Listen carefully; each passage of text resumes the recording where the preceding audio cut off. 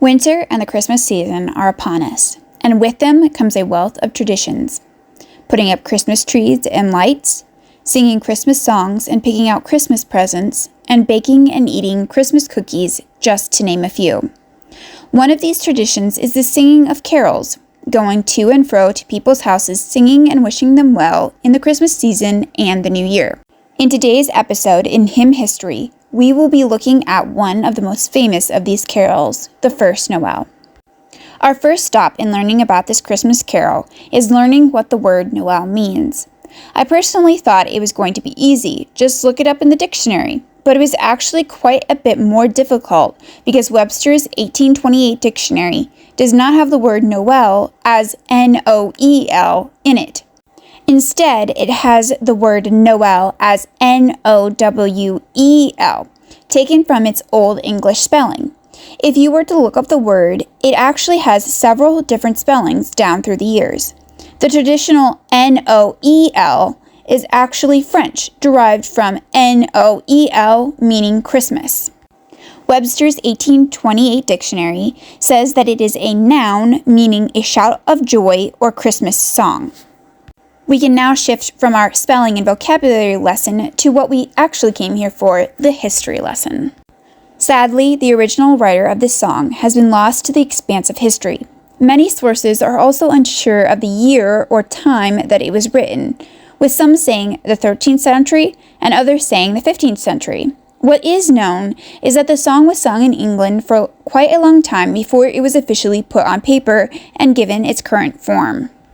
In 1823, Davies Gilbert, a member of the Royal Society and later its president, took the traditional carol, added several verses, and published it in his Some Ancient Christmas Carols with the tunes to which they were formerly sung in the west of England. The title of this collection, as you can tell, was quite long, but personally, I think that it tells everything that needs to be known about the collection. Each of the 9 verses was separated by a refrain, which was, Noel, Noel, Noel, Noel, born is the King of Israel. As I read the verses, think of which ones you are familiar with, and let me know in the comments. The first Noel, the angel did say, was to certain poor shepherds in fields as they lay, in fields where they lay tending their sheep, on a cold winter's night that was so deep. They looked up and saw a star shining in the east beyond them far, and to the earth it gave great light, and so it continued both day and night. And by the light of that same star 3 wise men came from country far. To seek for a king was their intent, and to follow the star wherever it went. This star drew nigh to the northwest, over Bethlehem it took its rest, and there it did both stop and stay, right over the place where Jesus lay. Then did they know assuredly within that house the king did lie. One entered it them for to see, and found the babe in poverty. Then entered in those wise men 3, full reverently upon the knee, and offered there in his presence their gold and myrrh and frankincense. Between an ox stall and an ass, this child truly there he was. For want of clothing they did him lay, all in a manger among the hay. Then let us all with one accord sing praises to our heavenly Lord, that hath made heaven and earth of naught, and with his blood mankind had bought. If we in our time shall do well, we shall be free from death and hell. For God hath prepared for us all a resting place in general. The carol was also published in Gilbert and Sandys' Carols, where William Sandys brought it more recognition.